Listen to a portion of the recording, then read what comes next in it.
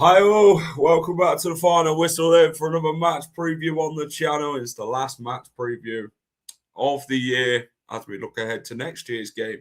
Sheffield United away on New Year's Day, and can the Foxes go and get revenge from that 3-2 defeat at the King Power Stadium? Well, let's hope it don't turn out that game again, because in that first half an hour, well, nothing gets said. Honestly, Tom Cannon got his revenge on Leicester, and that's all I'm saying. So, Leicester take on Sheffield United, New Year's Day at Bramall Lane, 5:30 kickoff. And can we actually go and build on that derby win? Is the big question. I've got Sam from Sheffield United Way. He's going to give me the lowdown on the Blade, Chris Wilder, Tom Cannon. We're going to ask him about Hamza and Harry Suter. Potentially, maybe little January moves. Who knows? We're going to do a combined 11 as well, me and Sam. We're going to do the score predictions, the team selections, and all that. We're going to chat about last time out. Leicester visited Bramall Lane in the Championship. And yeah, let's see who's in. Hey up, Mr. Whistle. It's my longest away trip of the season for me tomorrow, 20 minutes. Probably takes me 20 minutes to make a bloody cup of tea, Ross. I don't know about 20 minutes to get to Sheffield United. For me, it's about an hour and a half. Hello, that's class, Ross. Hello, Anne. How are we? How are we doing, Jack? I'm good. Good time to get the year off to a good start. Let's bloody hope we do. Everyone, show your support. Subscribe to the channel. Yeah, everyone subscribe. And also smash the like button. I'd appreciate that. Like target for this match preview, we will stick it on. I'll tell you what, we'll stick it on 40 likes. So we get 40 likes, you lot down, fantastic. Let's see if we can follow up one decent result with another. Well, let's see. Hello, Kyle. How are we? So let's get my guest in then. Sam from Sheffield United Way. I've got to get it right. And here we go. Sam, how are we? I'm all right, mate. How are you? I'm as good as we can be this season, mate. One of the most inconsistent sides in the league, and we're a side who you never know what you're going to get with Leicester City. We could be beating Ipswich 1 minute again, battered by QPR. So it's been one of them seasons, a season where after a Premier League battering last season and coming down, you think, you know what, you'll get quite a few more wins this season, get used to winning. Yeah, for us, that's not really been the case. But how are we anyway? No, I'm all right. I feel the same, to be honest. We've had such a flip-flop season. You know, we ended last year with 92 points. We went to Wembley, and then we had the worst championship start to date. And then it's only recently we've hit a bit of form. So it's a weird one. You might as well call it the bloody flip-flop derby, this one, isn't it? Both sides are very much dead, aren't we? We can look good 1 minute in one game, and then the next game thinking, how we were doing last week when you're performing like this week? Yeah. Talk to me about the podcast, Sheffield United Way. What do you guys get up to there following the Blades? Oh, we talk about everything that we can, I guess.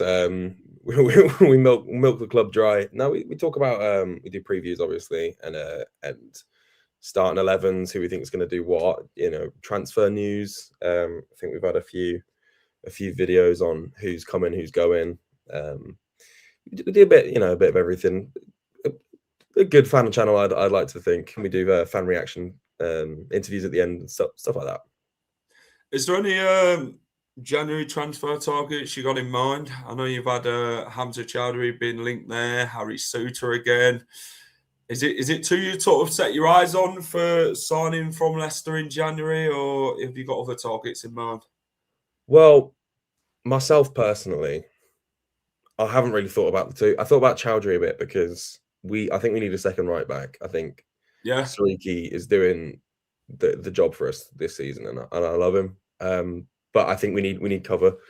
And I don't know if Chowdhury's that guy. I really loved him when we had him on loan. I thought he was brilliant. I think he was kind of just always in the way of the ball. Didn't really let much get past him once he'd hit a bit of form, because it took a while for him to fit in. But I wouldn't say no to him coming back, but I wouldn't want to pay too much. I think maybe put the money elsewhere. Harry Souttar, I loved Harry Souttar so much until he got that injury, and it all just kind of fell apart. And I think that kind of did in the rest of the season for us, to be honest. I think we had a chance of at least finishing second, maybe even winning the thing if that hadn't happened. But I also think that we've got an insane defense when we actually play well. When it works, yeah. When it works, I think we've got one of the best defenses in the league. So it's a tough one with those two. I'm not so sure. The best part of your defence is you're attacking it. If you're doing things up front, you know Exactly. you're doing well. But if you're not doing things up front, they rely too much on the defence. And then I sort of say this with ours, like, because with us this season, it's like playing with 10 men. We haven't got a striker. Jordan Ayew's not a striker. Patson Daka's not good enough. And they're ending his loan. So right, it's a frustration where we seem to play teams, and teams will always go down our right-hand side, which is obviously Luke Thomas. Is on the left-hand side where you look at the away end, and Luke Thomas is down that left-hand side if you're looking further up the pitch from the away end. And yeah, the defence, we've let teams have a lot of chances against us, and at the start we're thinking, yeah, we've got to sort of pack this in type of thing. You've got to stop this from happening. But then we can now starting to concede the goals that we probably should have been going in at the start of the season, but they didn't. We'd sort of lifted bay on that. And that's the frustrating part with Leicester. We can't say our best part of our attack is our defence, because we haven't got a striker or someone who can actually do the job up front to help us.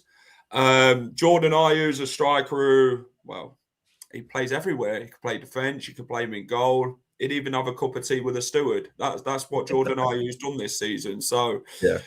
I've got a question for you from the chat. Would you take Patson Daka? I think we got linked with him a season or two ago, and probably not. No, I don't think I would. Not because I don't. I mean, he might have a player in him. I don't know too much about Daka himself. I know that he's not really had a successful Leicester career, I believe. Yeah. But I think we've started scoring goals now. Even when we lost to Wrexham the other day, but we still scored 3 goals in 20 minutes. So, I think our goal scoring problem isn't a problem. I think we've got Bamford is fit. As long as he's fit, he'll score a goal or two every now and then. Campbell, we love Campbell, and Cannon is actually scoring goals for us these days as well, which is crazy. And we've got Danny Ings. I don't think I like Ings. I like he kind of ghosts in and around the box, gets some good positions, doesn't score much at all. I mean, he's only scored 1 goal, but I just think we've got the options we need. I don't think we need anybody else. And Daka, I just don't think he solves anything for us. I don't think we need him. He don't solve anything for us, and that's why I'm asking you if you buy him, because we want to get rid of him. I think we're in desperate need to get rid of some of these players. That's the only thing I ask some of these fans is, would you buy our players? And then they sort of think about it, and then they sort of go on a little bit like, I don't think we need it. I'm thinking, and then I bet they're thinking, why do you keep asking that? And then you look at Leicester's squad, is where you've got players who are overpaid. Some of them are bang average for what we've got, and we need to get rid of these players who are on like the 80 grand a week, 70 grand a week. And I don't even think Sheffield Giants' wage budget would stretch to bloody 70 grand a week. I wouldn't be surprised. What's your highest paid player at Sheffield United on wages? I genuinely don't know, but I'd have to assume. I actually don't know. I know who it was. I'm pretty sure at one point it was Rhian Brewster, which is funny. But I genuinely don't know who our highest paid would be. It would probably be one of the better players. So maybe like Ben Mee, maybe Tanganga. or maybe someone like Bamford or Gusama. I seriously don't know. I know that we've never really been a high paying club, and our our money issues seem to come every now and then and cause issues for us. What's been your thoughts on the season so far? You are sitting 17th after 24 games, so we're just over the halfway point in the championship. 9 wins, 2 draws, 13 defeats, 33 goals scored, 37 let in, 29 points, a -4 goal difference. Chris Wilder is back at the helm after you had what was it, the former Ruben Sayers. Ruben Sellers, who are absolutely crap, and I think he's overrated in my opinion. Didn't go well. You brought the man in for like, what is it, the 3rd time you've had Chris Wilder now?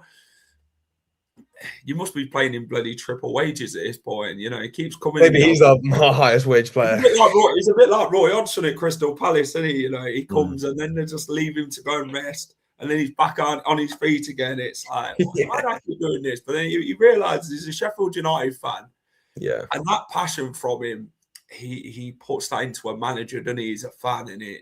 And that's what I like about Chris Wilder. He sees it not just as a managing perspective, but as a fan's perspective. What have you made of Chris Wilder's start back and obviously sitting 17th? Well, I mean, I think if he'd started the season with us, I think we'd be in a much better position. All of those wins, we didn't get a single win under Sayers. And I can't remember how many games in it was until he got sacked, but it was too many games. Yeah.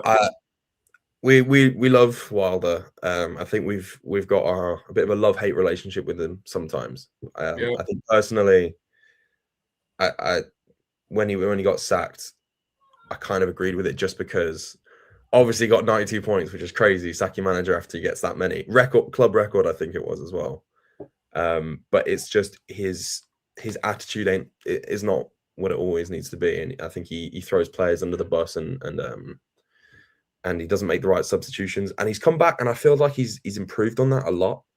But then he's started to slip back into his old ways again. We lost against West Brom, and I think he was just throwing the players under. And honestly, the players didn't play well. We should have been winning in the first half, but then also the substitutions he made were awful, to be honest, I think. So it's just we love him, and we're happy to have him back because he's got us in. I've never seen us score this many goals before, really. To win 3 games in a row, scoring 3 goals. Actually, 4 games in a row, we scored 4 goals against Stoke just after you guys. Never seen anything like that before. So the football's far more exciting. It's not boring football, which it was last year. Yeah. There's lots of mixed feelings around Wilder, I think. But personally, I'm glad to have him in. I think there's still things that he should improve on as a manager, but he's doing well, obviously, and he's got us in a mixed form, but far better than it was. It's just finding that consistency, though, isn't it? You know, you obviously went on that unbeaten run of about 5 games, drawn 1, won 4. So you found some consistency after losing to Coventry. You beat your noisy neighbours, Sheffield Wednesday. And then you beat Portsmouth 3-0. Then you got another 3 goals against Leicester. And that game were over in the first half an hour, probably in the first 5 minutes after you got the first 2 against us. Then you got 4 against Stoke. And then a 1-1 draw against Norwich. So 6 unbeaten, sorry, not 5, 6. So you're starting to score a lot more goals. And then you look at Birmingham at home, another 3 goals. So you're starting to really find that rhythm at home now, aren't you, as a team, to what you had under Ruben Sellers. Obviously, it took a Wilder to come in and change the aspect of it going forward with the styles of football and that, and finding a real rhythm with this team. A side that wasn't scoring, they were just getting beat by, I'd probably call it the narrow goals, to be fair. But then Chris Wilder, a manager who was obviously linked with Leicester when he was out of a job from Sheffield United, a job that he said he would take at Leicester. but we obviously ended up to opting for Marty Cifuentes, who it's not really lit the King Power up in lights. And Chris Wilder, a lot of Leicester fans, when we was linked with him, it was like, we don't want someone who plays dinosaur football. You need someone who's playing the modern style. But yeah, do you find though, Sam, with fans now, everyone just wants to play the Pep Guardiola way? I don't know what you want to expect. We're not all going to play fancy Barcelona champagne football. You obviously need the players to do that, which Man City's got. yeah. What was your sort of thoughts on obviously Wilder being linked with Leicester? Because I know he mentioned it, didn't he, before obviously visiting the King Power Stadium this season? Right. Quite honestly, I didn't know they were linked at all. I didn't know he was linked with Leicester. Yeah. But that could have been. I mean, I don't know. We'll never know, I suppose. But maybe that was the way to go for Leicester. But I think, as you were saying, you wanted modern football, and I don't think Wilder is someone that you look towards for that. Yeah. And I was just saying that I think we're playing far more entertaining football than we ever really have under him. And I don't really know what's changed. Maybe it was a wake-up call from getting sacked. Because it wasn't like he was underperforming in the league. It was clearly. Do you think it was a harsh sacking though after the playoffs through? That's what I mean. I guess it is on paper, because on paper, of course, it is. He did so well. We just come off that awful Premier League season, and he rebuilt the team. Half the squad was changed. And he took us to Wembley, and we nearly finished first at one point until we lost 3 games in a row to relegation teams. But that's how football goes. I don't know. I think it was harsh, but at the same time, like I said, I wasn't totally against it, purely because it's his attitude, and I just think it's not that fun to watch his managerial games. But it's changed. It's a real flip flop, just like the season has been. He seems to flip flop because it depends on what team's going to show up, whether it's Sheffield United that are beating Stoke, 4th place Stoke 4-0, or if it's Sheffield United that are then going to go get absolutely thrashed by Wrexham when we were 3-1 up. You know what I mean? It's not good. So I don't know, honestly, mate. It's such a tough one to call with Wilder. There's a lot of similarities between Sheffield United and Leicester this season. We are the flip flop sides. You never know what side you're going to get in games. More times than not. Chris Wilder is a strong character. He obviously throws people under the bus. He's not bothered what he says. He wants the best for his team. He's a very strong-minded manager. He'll tell you as it is. He's like Nigel Pearson, isn't he? Strong-minded. We knew what we'd get with Nigel Pearson, and he got there to where he wanted to get, and he got us obviously promoted from the Championship, and then obviously the Great Escape the following year in his last spell. But then you look at Chris Wilder, the same, strong-minded, can talk the talk and can walk the walk more times than not, and getting the results that he needs for his teams. And I, as a Leicester fan, see, we were obviously linked with Sean Dyche as well at that point before Marty came in, and we needed somebody who's very strong-minded who would sort the mess out at Seagrave, because we're at an holiday camp. Since we've moved to Seagrave training ground, it's just been an holiday camp. It's like they're too comfortable in luxury. Do you get what I'm saying? It's not about the hard work. It's just about what's nice there, and not doing it elsewhere on a match day when it matters for these players. And that's been a massive issue, like a mentality issue. Yeah. And I think Chris Wilder would have sorted that out massively. He would have had no tolerance. You either with him and if you're not with him, you're out the door, basically. He don't care what you think. He wants the best. And, this is what he's done at Sheffield United. He's come in, picking the players that wants to play for him. And if you don't want to play for him, that's fine. He'll pick somebody else in sort of your favour. So, I don't know. People call it dinosaur football, but Chris Wilder's done a lot more in the Championship than bloody Marty Cifuentes. I'll be honest. He's got you guys promoted.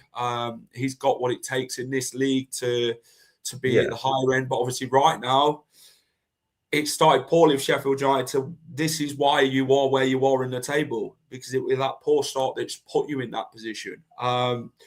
What's been your sort of expectations for Sheffield United? Do you think the playoff push could still happen, or where's your sort of thinking now to where you thought you where you would start?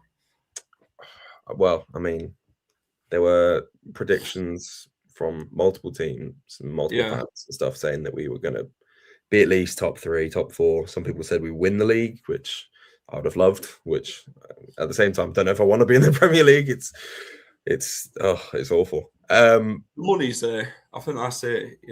Yeah, we don't really have to take that down unless you play Sunderland this season. But he seems to be thriving in the Premier League and doing things that the promotion sides of recent years haven't. No, exactly. I mean, I kind of, even though they beat us at Wembley, I hope they do well. And I think Leeds will probably stay up as well, which is interesting to see. Finally, we've got some promoted teams that will actually stay up. Yeah. But expectations for us at the start were, I think, at least top 4. I would have bet us to be promoted. The way that we're playing currently, a couple matches ago, I probably would have said we're making the run for top 6 because we, 3-0, 3-0, 3-2, 4-0. You can't do that and not expect, oh, something's happening here. But I think, I don't know. I think we'll fall short of playoffs. I think we've still got something to give this season. We're currently 9 points off the playoff spots. It's crazy, isn't it? Which isn't that bad. It's not bad, but at the same time, that's 3 wins. But then everybody else around you is going to win, and you're probably going to get beaten by one of those teams. So it's like, and then we're flip flopping. So I think, I don't know. I really don't know. I just want to try and finish in the top half of the table. I would be happy with 10th. 10th would be a great place to be. And if you look back at any time I've done an interview or done these videos, I'll probably give it a different answer every time. But who knows what will happen? Maybe we'll actually hit some consistent form rather than bursts of form, and we'll finish 6th or 5th or something. But we'll have to wait and see, I suppose. I do find with the Championship, though, you can win a few games and you're well up there, and then you lose a few games and you're back down. You're thinking, oh my days, this league's crazy. A lot of people do say the Championship's poor quality. I don't know, but then you look at, has the Championship got better over recent years? Because everyone loves the Championship, the unpredictability. You won't get the unpredictability in the Premier League the way you do in the Championship. It's just utter madness, to be honest. Sam, home form, you sit 19th, 14 points in 11 games. Leicester's away form, we've got 15 points this season so far away from home, which is interesting. We sit 10th in the rankings in the league regarding away form. I don't think there's really much in the matchup, are they, compared to what Leicester's home form is? Well, away form compared to your home form, to be fair. What have you sort of thoughts been on Leicester? Obviously, come down from the Premier League. We get the name of parachute payment side, like every side that bloody comes down from the Premier League. I'm sure you lot have had it as well when you lot have come down. Oh, here comes the parachute payment side. Oh, it's nice to see the parachute payment side's not anywhere near the top 6, whoever it is. I don't know. We don't spend much money from it. I think with Leicester, well, I mean, I thought they'd be doing better than this. I think on paper, you've got a very good squad. I think it's full of, I mean, it's got a lot of Premier League players in it. Pereira's been doing it for you for however many years, and I've always been aware of him as a Premier League right back. And then quite a few players in there that I would expect to be thriving in the Championship, and I don't know if that's a manager thing or if it just doesn't fit or whatever it is. I don't know. You have to tell me, but I mean, I don't know. They, as you say, they're flip flop. I would think that they'd be much better, but they've clearly just not been performing in the way that I think they should be. And it's nearly, in a couple of days, it'll be 10 years since that season. that everybody knows for Leicester. And it's kind of crazy to see where you're at now. And I think you deserve to be much higher up in terms of, as a club, in terms of your performance. From what I saw in the game against you, second half you responded, but I think it was too little, too late. And it just seems to me that's how it's gone for you guys this season, I guess, because the first half an hour, obviously, we tore you apart, and you should be doing better with the players that you've got, I think. It's a mentality. It's a mentality thing. It is. Right. Leicester, they are underachieving by far. You know, you look at our squad, it should be doing a lot better than it was. If you look at Leicester's squad on paper again, the quality's there. We're just not showing it. We're not doing what we hope we want to see. And we've got players, a lot, who don't want to be at the club. It's as simple as that. We've got players who are out of contract who can go and sign pre-contracts starting from tomorrow, can't they, with teams abroad, your Winkses, players like that. And then we've obviously had a lot of off-field issues with the board, with the poor decisions they've made. And this is where the declines all come from. Bad decisions, poor decisions, mismanagement. That's where all this declines come from Leicester. Not making the right decisions. We've took our eye off the ball and been handing out massive wages to players that aren't even Champions League level, for God's sake. It's one of them where we've never fixed it. And there's been a lot of criticism towards the board for what's happened to it, which is fair criticism, I'd say. Everyone has their opinion on it, and Leicester fans just want to see the right decisions being made.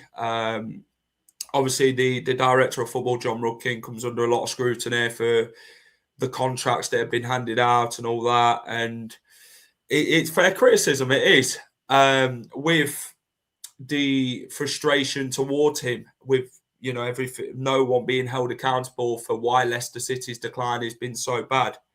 And do I think it'll be fixed soon? I just don't know where we're at as a club in when it'll be fixed, because we're on about bringing a new chief executive in after Susan Whelan left, and it's just been bad from worse for Leicester, because we've not overseen anything of these poor decisions, and we've just let it drag on and on. This is why we are where we are as a football club. Then the fans get on the players' backs for not performing. They just give up. And this is where we're at today. Is Leicester City. If you said to me 10 years ago Leicester would win the Premier League and be where they are now as a club and not built and carried on building season upon season, I'd have think, well, I'd have expected us to build after that Premier League title winning season. But we didn't. We just stood still and we just let teams walk around us and build that, the blueprint and that, and get things right. Of course. And we've just been on a massive decline. We've got a manager, I think, it just feels like every win papers over cracks of the situation that's behind the scenes at the club and on the field, matters and all that. And Marty, he got QPR from 20th to 15th for these best times at QPR, and I just don't think he's a top quality Championship manager, I'll be fair. Yeah.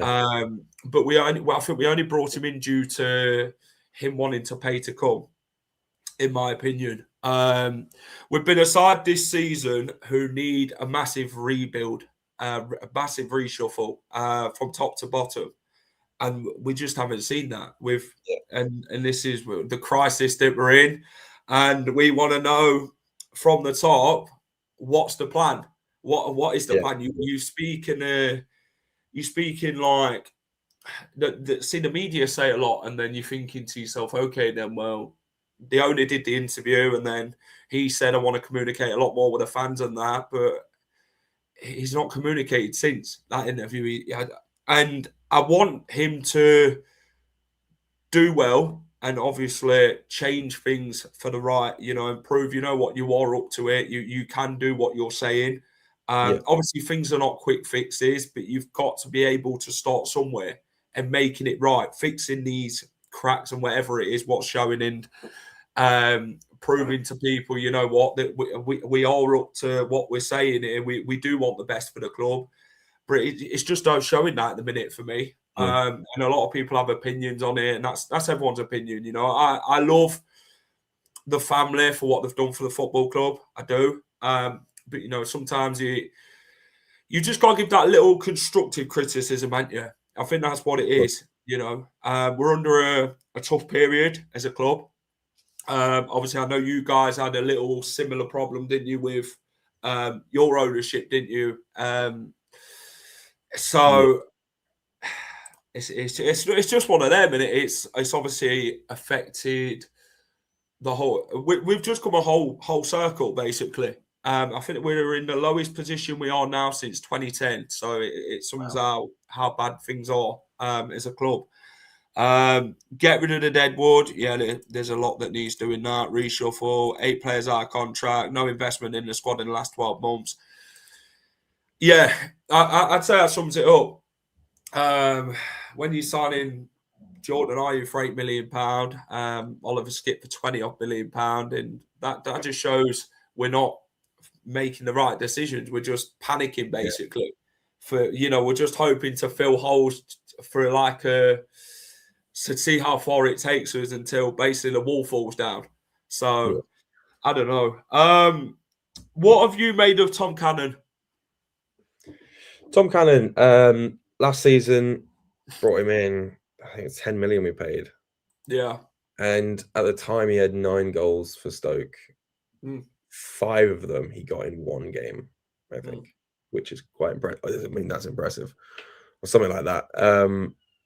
But I don't know. I think we paid 10 million for a player that wasn't worth 10 million. Yeah.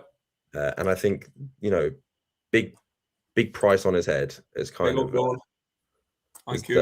is not done him any favors, and it's put so much pressure on him. And he scored 1 goal last season. Obviously started from January, but then this season, and I never really totally disliked him, but I never trusted him. I never wanted him on the pitch because I didn't think he was going to do anything. And then by the end of the season, I was really just tired of him because, again, I don't think it's his fault, but it was just it wasn't. Have you not still got that receipt? No. Honestly, I'm asking you, was it because it's very much out of date now for any Sheffield United fan who wants to come at me and say I want my money back. Tom Cannon, he wasn't good enough at Leicester, and people said bring him off his loan at Stoke and play him in the Premier League. Not good enough. We signed a player who were injured. He had a back injury, for God's sake, and he was out for a long time when we signed him, and it cost us £8 million for him, and it's not good enough. Obviously, when Jamie Vardy's at the club, you're going to be sitting behind Vardy, aren't you? Because he's the goal scorer, he's the leading man. You've got to somehow find and take your opportunity when Vardy, obviously, they sort of switch a bit, and we haven't done that. Cannon, 10 million quid, we'd snap your hand off. I mean, if you'd gone up to the Premier League last season, we'd have got, 13 million quid, I think it was in the end. We're quite happy with the money. I think we pulled your pants down, basically, on the transfer, and Sheffield United fans agree. Yeah, but the thing is, I say that, but then this season, I don't know, Sayers was trying to play him as a winger, which is insane. But Wilder, he was brought into the team last season in a system that didn't work for him at all. We weren't playing 2 strikers, and I think that's what he needs. And then this season, Wilder's been doing a bit of 4-4-2 every now and then, and when he brings him on, he keeps him on with a second striker, and he's scored, I think, 3 goals for us now, and I think he's actually done a lot to help us, and I think the fans back him much more now. He didn't score until that Sheffield Wednesday game, when we won 3-0. And I think that's what Wilder does, because as you say, he's a fan, and the mentality, he gets his players ready for a game like that, because it's important to everyone. It's important to him. So he knows how to really amp his players up. And I think that's, he ingratiated himself with the fans, Cannon, because he scored probably the best goal of the game. And since then he just keeps scoring, and you can he doesn't just keep scoring, but he's working hard, I think, and he's trying his best. And when he doesn't perform, I think it's because the whole team is performing. I think he is trying his best to be a player for us, and I think it's working. He's moving, he's putting so much effort in, and I think last season he was really slow. He wasn't closing down space or anything, or it was taking poor touches, was too slow to move the ball. But I think this season it's a bit of a redemption arc for him. I think this is our modern day Ryan Brewster, but I think this one might be a bit more successful, and I think Cannon will probably be. I think we wanted him to go out on loan in January, but he started to score, and I value him as a striker, as a player for us. And he's applied more pressure to other teams than Danny Ings has, but I also like Danny Ings. So I think that's our 4 strikers: Bamford, Cannon, Campbell, and Ings, and I think it should stay that way. We just need to work around them. But Cannon, I'm happy with him. And I hope he's with us for a few years to get some good goals in, because I think he's got it in him. There's a player in there, definitely, and the finish. You're not missing that prime James Beattie, aren't you? Yeah, well, yeah. Well, Billy Sharp. Billy Sharp is what we miss. You need him to turn into Billy Sharp, and I don't think he's got the credentials to do that. I don't think he does, but I think he's a good option, because he's our top scorer. We've got 3 top scorers, all with 5 goals, and he's just behind with 3. And the finish yesterday against yesterday? No, not yesterday. Finish against Stoke, whenever that was, which was not yesterday, day before. It comes floating in from a free kick or a corner or something, and he just doesn't even take a touch. First time, just rolls it along the floor between the keeper's legs, and it's a brilliant finish. And I think he can finish really well. He just needs that second striker. So I'm happy with him now. So your strikers have scored what, 5 goals? So we've got 3 top scorers, 5 goals each. Bloody hell, that's more than ours. Jordan Ayew's only scored 3. Daka scored 1 between them. So between them, they've scored 4. Are those your only 2 striker options? Yeah, correct. Well, we had Julian Carranza from Feyenoord, and now they're ending his loan at Leicester. And I sort of feel sorry for him, to be fair, because he's not been given the opportunity at all. We fancy Jordan Ayew and Daka over Carranza, and you're thinking, okay, well, what does this guy have to do to be better than them? And Leicester fans are fuming here. It's just like, well, what's the point of signing him if he's just going to play Patson Daka ahead of him, who scored 1 goal in about 5 years? Then you got Jordan Ayew, isn't your goal scorer. So the thing is, 2 of Jordan Ayew's goals this season have been penalties out of the 3 goals he scored. So that says a lot in front of goal of what it is. I think Carranza's not had a chance. I do wish him all the best for where he obviously goes next, leaving Leicester off his loan. We've obviously been linked with Mikel Antonio, who's obviously training with Leicester at the training ground at the minute, but we don't know how he's going to come back, obviously, after that car accident and that. Yeah, will he come back the same player? Is it worth risking paying bloody 60 grand a week for a player that you're just taking a gamble on? Probably not. So we've got to be smart in January. Obviously, we don't know what the situation is of the PSR hearing and that with the Premier League that's come in. People keep asking me, when's this points deduction coming? When's this?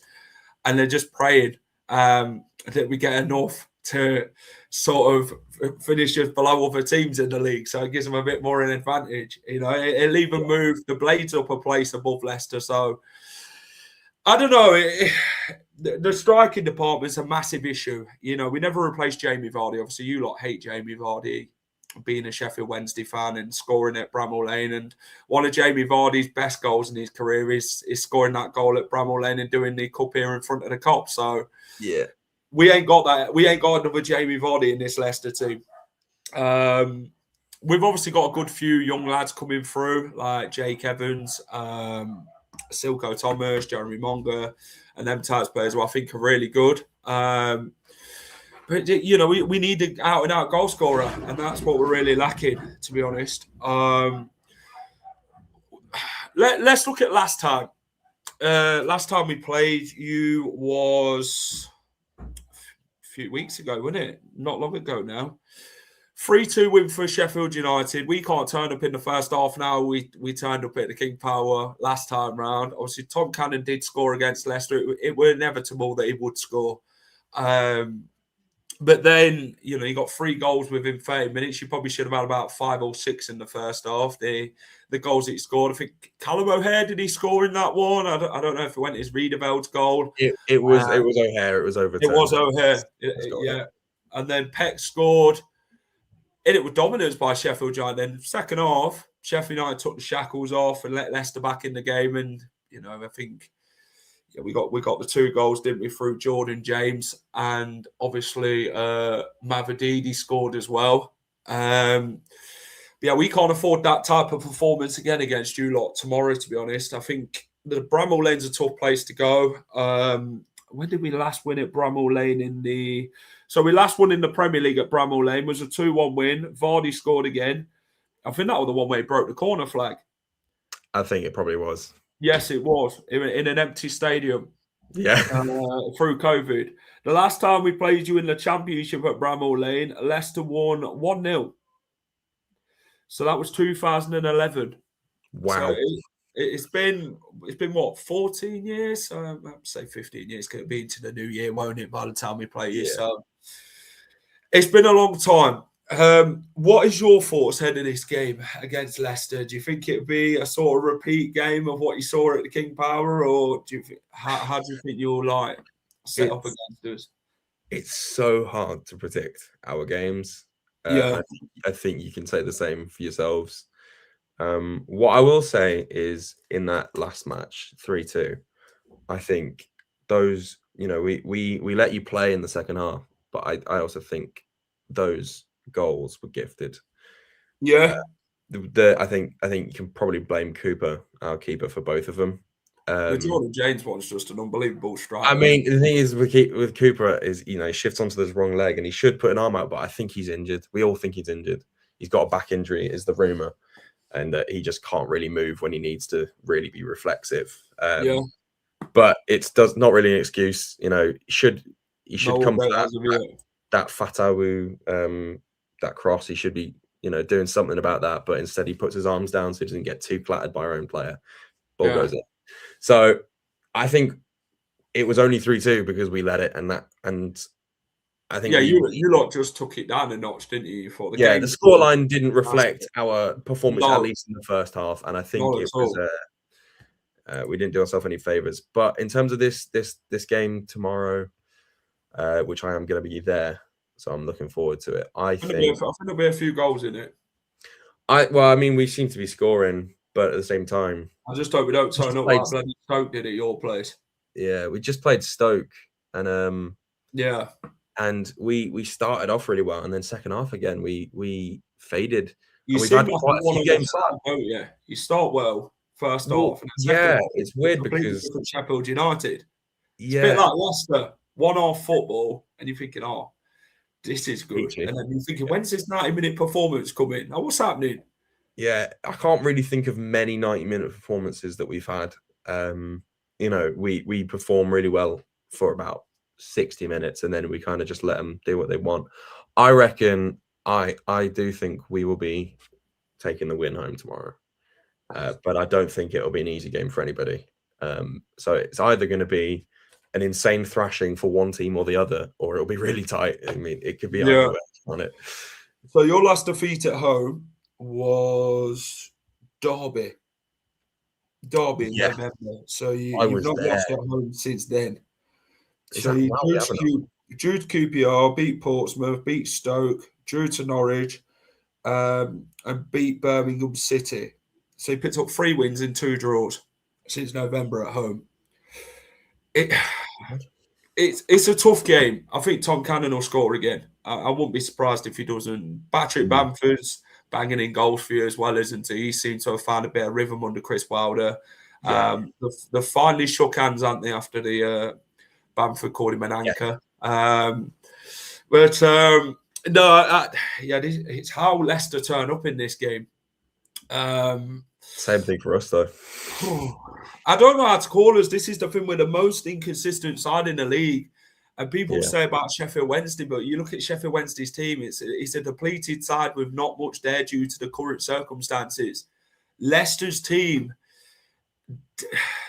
we've got players who can do something in a game, and we've got individuals basically. Oliver Skipp's turned up in recent games. He's been good.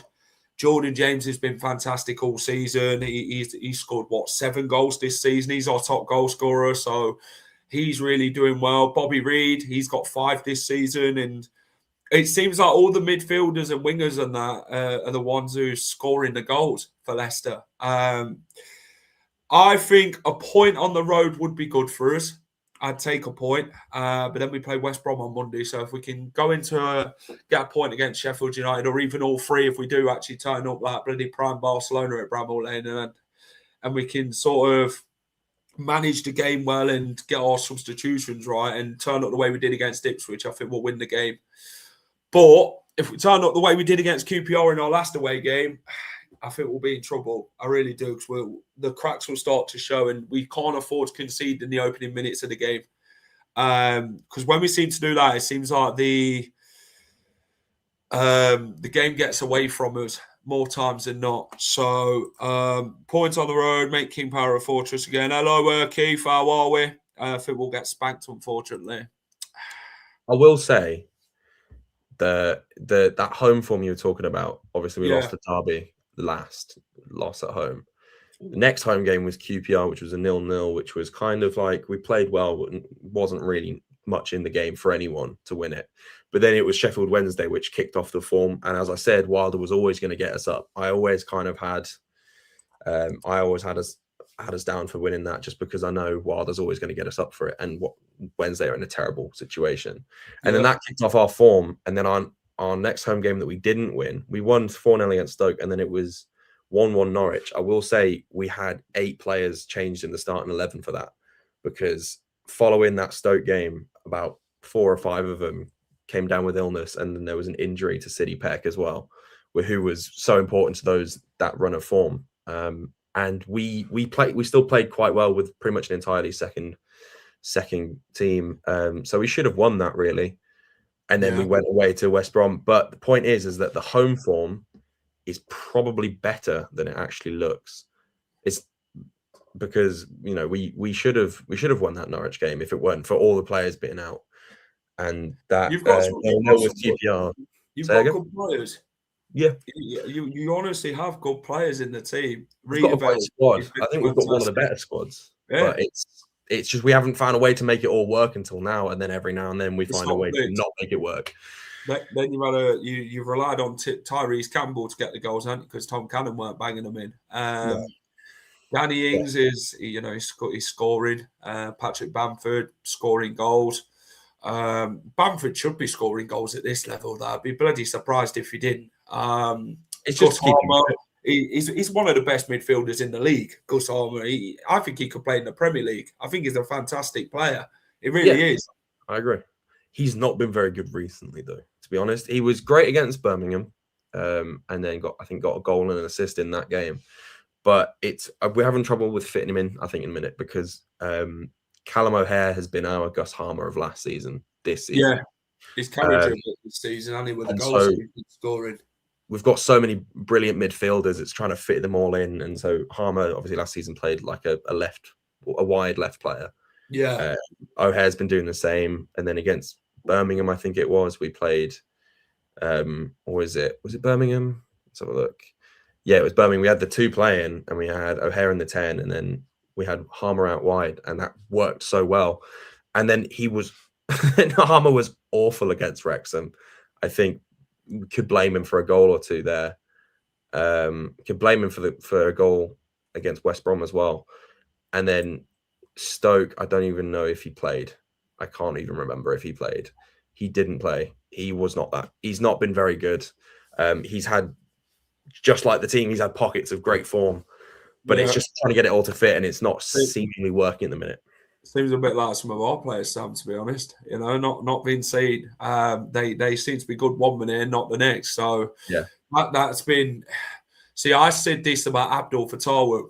He's a fantastic winger on his day. He really is. But then he scored some great worldies this season. He's got a couple of assists. And I love Abdul to bits, but he can be very frustrating when he goes missing. And when he goes missing, the reliance comes to Jordan James to carry Leicester. And this is what Jordan James, I feel in my mind, has done this season. You know, you take Jordan James goals away from Leicester in the crucial goals that he scored this season, we'd be bloody near the bottom. And I think that shows how bad we are as a team. We've got so many inconsistent players. But then you look at the Derby win, Ben Nelson were fantastic. Caleb Okole, Luke Thomas had a decent game. Skip and James were good. Bobby Reid again got his goal, scored. He's done well in that number 10. Mavididi, he's been frustrating this season for me, Steffi. Fatawu, he's good in glimpses of games at times, but then when he goes missing, it's like, what are we offering? But then we've got a striker who's not in the box when he needs to be. So our goalkeeper, he's obviously come under a lot of criticism. Some think he's not good enough. Some would play Begovic over him, and he's made a few mistakes this season, but he's made some big saves when obviously in the games. But I just think I get frustrated with our number one, to be honest. Someone tried telling me we're better than Matt Hermanson. I don't think so. But it's one of them where you need the whole team to click. And if the whole team ain't clicking, it's just certain individuals. When these certain individuals are not in games, what do you see in a game, really? You're just seeing a bunch of headless chickens running around the pitch, aren't you? Just chasing ghosts. They're not getting close to players. Sam, I want to ask you one thing, and I want you to end this debate with me. Settle this debate. Chip butty or chip cob? Chip butty. Mine's a chip cob. Chip butty, obviously, you know, we're from the East Midlands, you see. We don't call it what you guys call it up there. I'm from Birmingham. Are you from Birmingham? From Birmingham. But I'm also a Blade, so it's a chip butty, mate. I would do you know what? I'd have said it were a chip butty if you got like chips and bread together. Do you get what I mean? Because when Ross basically, you know, he says when you got chips in a round thing, he's basically calling it a chip butty still. And I'm like, Ross, it's a cob. And then my mate up north, he calls it a barm cake. And I'm just like, what are you even on about?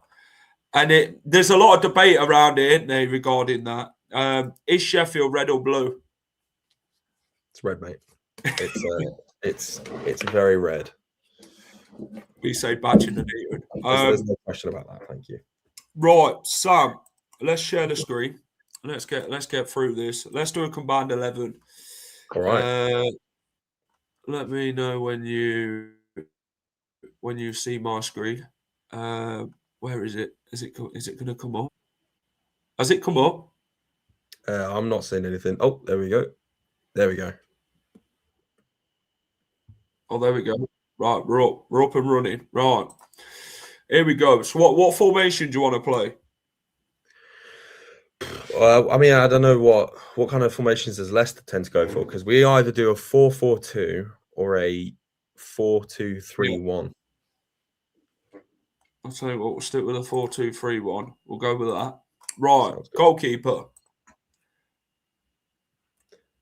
Goalkeeper, I think. I'm going with your goalkeeper. I'm sorry. I think Michael Cooper. He's been poor this season, but last season I think he was the better goalkeeper in the league, and I think he's just injured. If he can get fit, I think he's definitely as combined fully fit 11. I definitely think Cooper's in. I would say that we're gonna base it off this season. We're not basing it off bloody Premier League seasons and that, because it just wouldn't be fair. Centre backs. Well, I mean, if we're going off this season, I mean, I don't know what you think about your centre backs, but I know that I think Tanganga has probably been one of our best signings, and Ben Mee is injured at the minute, but as you say, fully fit. I think he's been brilliant, and he is Premier League quality. But I can't just make this a Sheffield United team, can I? Oh, there we are. Right. Okay. I'll tell you what, because I've only seen Ben Nelson a couple of times this season, I'll stick Yannick Vestergaard in there. Okay. I'll stick Vestergaard in. Right. I think he's your highest rated player this season, so I can. He is. Right. Yeah. Left back. I mean, I wouldn't have Luke Thomas nowhere near this. Who's your left back? Our left back is, Harrison Burrows this season hasn't been all that. He was brilliant last, but we've had Sam McCallum, who has been pretty good. I think he's made the odd mistake, but he's been really, really good, I think. How do you spell that? No, MCCALLUM.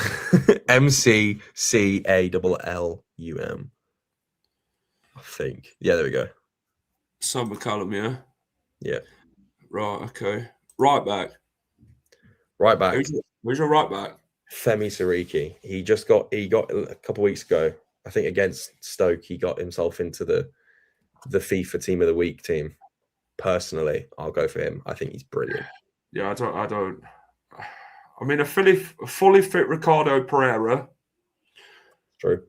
I think would be far better.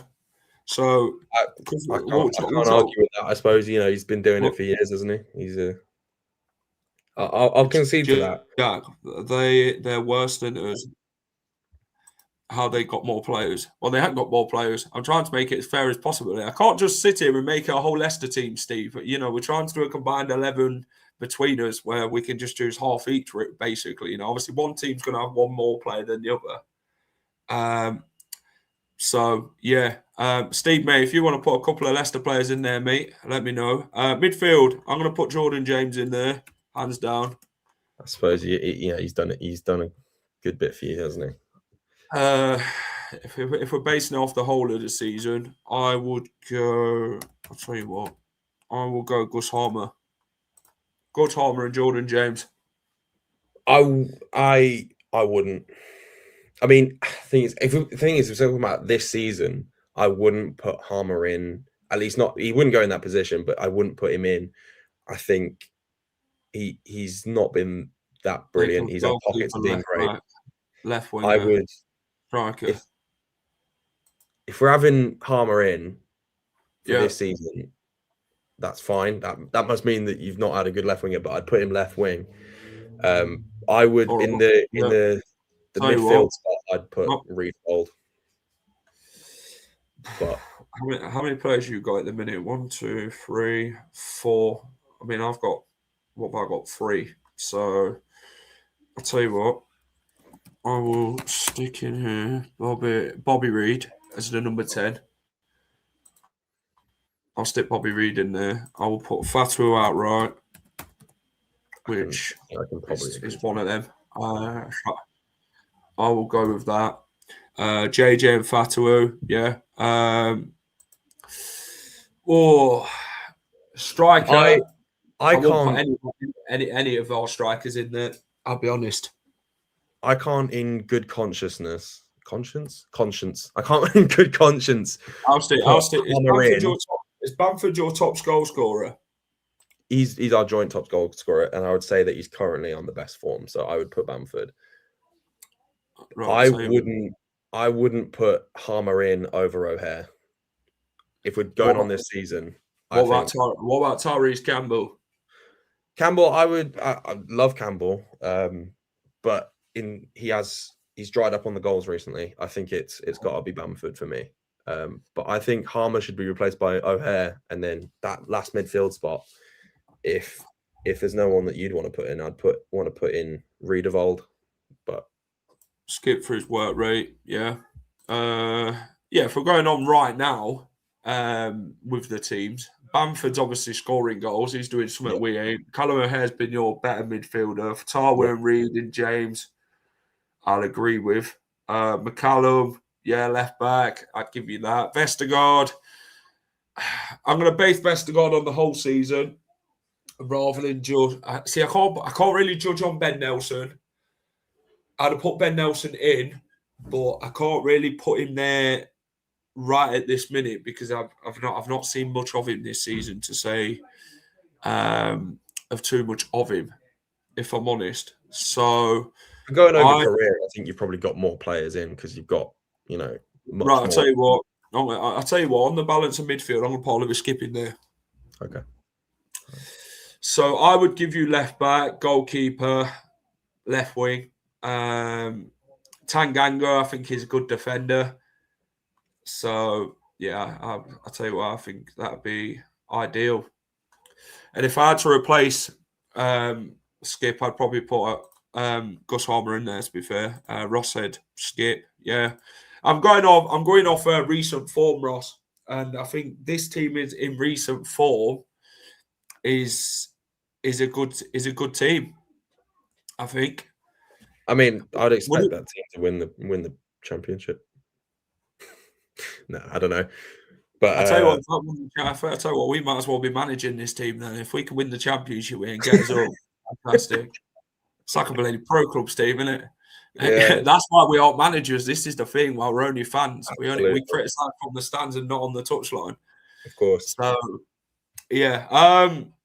What do you reckon regarding team then for this weekend? This Thursday's game on New Year's Day. As in, who will start? Who do you reckon will line up?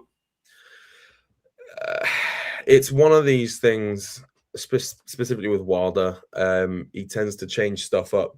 We are currently this is going to be our third game in a run of games. Yeah. We've got 4 games in 9 days, and this is the third of those.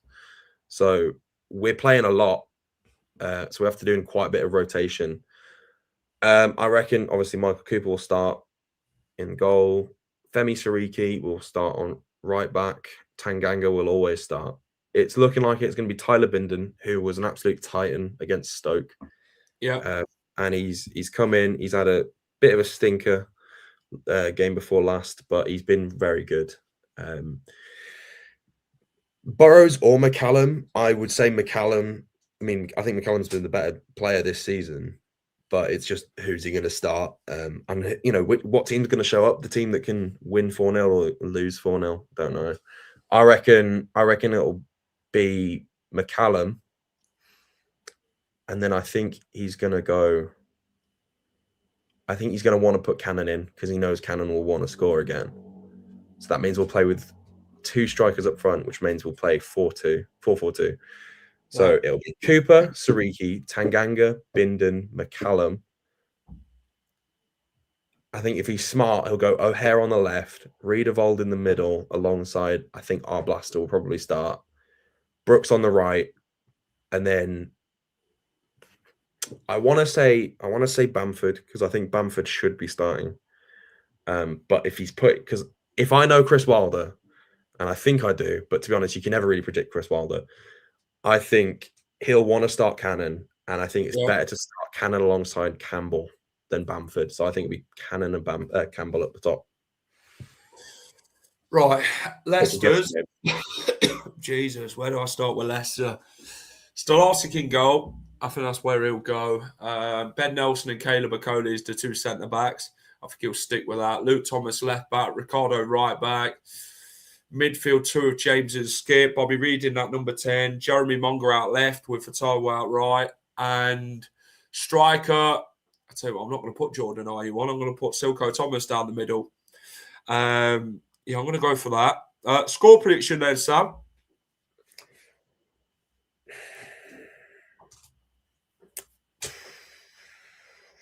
So hard to call. It is. So hard to call. Yeah, if we turn up the way we did against Ipswich, I think we can honestly win this. But if we turn up the way we did against QPR, it'd be a bloody game watching it through our fingers. But if we somehow turn up again the way we did against Derby, I think draw would be. I think it'll end a draw. I think people generally know us, but we never keep clean sheets. I'm not surprised. Yeah, I think people generally know that I'm a positive person, so I'm going to go positive. And I don't think this is a reflection of Leicester. I think this is just because it could be anything. I think 2-0 to the Blades.